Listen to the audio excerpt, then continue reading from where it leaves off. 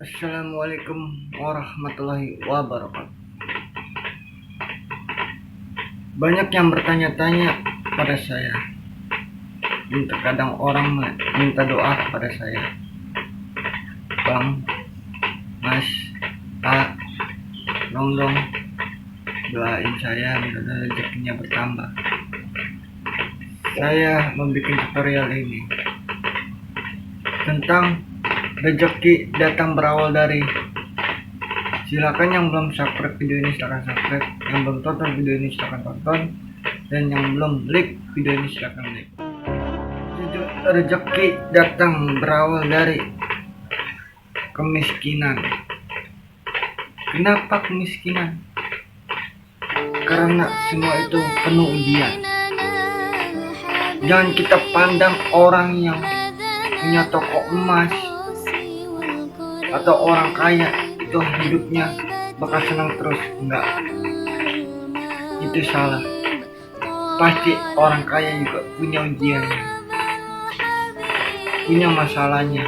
Jangan kita pandang tuh orang kaya hidupnya udah enak. Rata-rata semua ujian, rata-rata semua kekayaan, kemiskinan pasti punya ujian. Orang miskin, kalau kita penuh kesabaran, penuh keimanan, percaya hanya kepada Allah, rezeki pun ada, jodoh ada, segala-galanya dan keinginan kita semua bisa terkabul sama Allah SWT, bisa dijabah oleh Allah SWT. Jadi jangan pernah putus asa. Kita hambanya Nabi Muhammad SAW. Nabi-nabi kita saja, dari Nabi Ayub, Nabi Ibrahim, Nabi Yakub, Nabi Yahya, Nabi Sulaiman, Nabi Muhammad SAW. Kita semua dari satu Nabi sampai 25 Nabi itu punya ujian yang sangat berat. Ada ujiannya, dihina orang, diomongin orang, diludahin orang, tapi dia selalu sabar, tidak membalas dan tidak menghina lagi, tetap sabar. Dan akhirnya Allah menaikkan derajat dia menjadi nabi. Kok bisa sih jadi nabi? Kita saja, contohnya saja itu, contoh Nabi Muhammad SAW pernah diludahi oleh Nabi Muhammad SAW pernah diludahi oleh orang-orang Quraisy, orang-orang yang syirik kepada dia, diludahi, diejek, diomongin. Nabi Muhammad tidak pernah membalas. Sabar. Orang yang menghina kita, kalau kita balas dengan kesabaran dan dengan istighfar. Istighfarnya itu bukan di mulut saja, tapi di hati juga. Percuma di mulut kita ucapkan, tapi di hatinya tidak beristighfar, sama aja bohong. Kita kalau dihina orang, diejek orang, diomongin orang, kita sabar. Sama saja ibarat kata itu, dosa kita yang pernah kita lakukan di tahun-tahun yang lalu atau yang kemarin kita lakukan, tuh hilangnya dengan kesabaran kita, digantilah oleh pahala apa? Pahala sabar.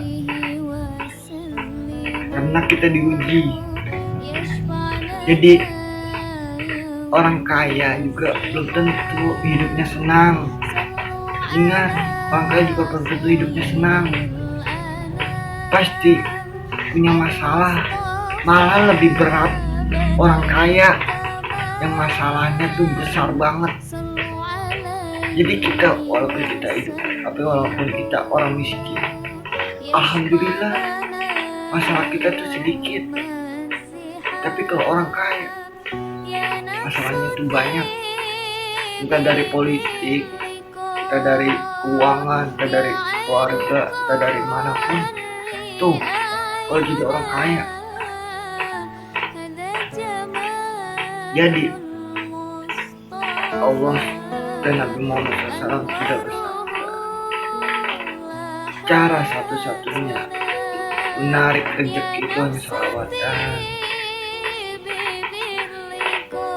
Buktinya ada bukti.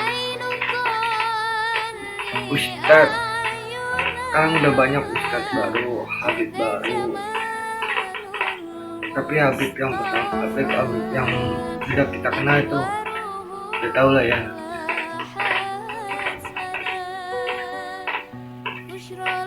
Habib Abis, kalau kata Habib Abis,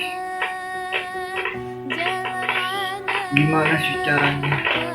Uang yang mencari kita, bukan kita yang mencari uang, tapi uang yang mencari kita. Caranya tuh gimana? Sholawat, membaca Al-Quran di masjid. Kok bisa sih, Bib? Orang yang baca Al-Quran di masjid dan sholawatan di masjid, uang yang nyari dia. Kok bisa begitu? Suatu tanda tanya buat kita. Jelas bisa, karena kita yakin itu hanya pada Allah.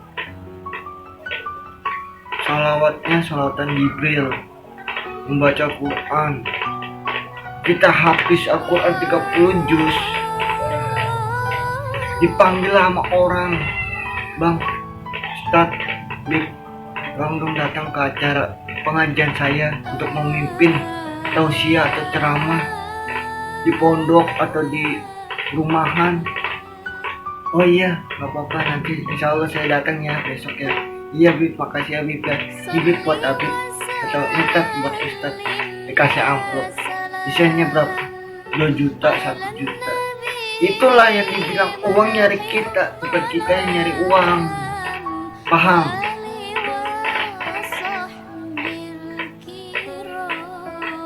Jadi kita itu jangan pernah putus asa. Jangan pernah putus asa. Masalah itu pasti selalu ada. Nggak ada yang namanya masalah itu tidak bakal ada. Pasti selalu ada. Orang kaya pun punya masalah. Jangan kita pandang tuh orang kaya hidupnya enak, senang. Enggak. Pasti ada masalah. Kalau mau kita nggak punya masalah, lebih baik kita mati. Ngerti? Lebih baik kita mati. Kalau kita sudah mati, sudah masuk ke liang kubur atau sudah masuk ke dalam kubur, masalah nggak ada. Hidup udah ada di dalam kubur, disiksa. Setan pun udah nggak bakal ngebisikin kita lagi karena kita sudah ada di dalam kubur. Karena dari sabdanya Nabi Muhammad SAW, setan akan terus membisiki manusia yang ada di muka bumi. Jadi semua yang ada di muka bumi ini, setan akan selalu membisikin kita sampai kita masuk ke liang kubur. Tuh sabdanya Nabi. Jadi kalau kita sudah masuk ke liang kubur, setan udah gak bakal bisa membisikin kita lagi. Jadi kalau pengen tenang, pengen nyaman, gak ada masalah, lebih baik kita mati. Ngerti? Kalau kita kalau kita masih di dunia, wajar. Masalah ada. Terus masalah tentang ekonomi, keuangan, pasti selalu ada masalah. Jadi intinya satu doang, sabar. Kalau memang kita yakin punya Tuhan kita, hanya sholawatan saja dan selalu sabar. Sholawat dan sabar itu kunci dari rezeki yang selalu ada untuk kita. Sabar, sholawat, dan bersyukur. saya. Oke, terima kasih. Mudah-mudahan dari tutorial singkat saya ini dalam bisa menambah hikmah dan pahaman untuk orang-orang yang menonton video saya. Sekian dari saya. Wabillahi taufiq wal hidayah. Wassalamualaikum warahmatullahi wabarakatuh.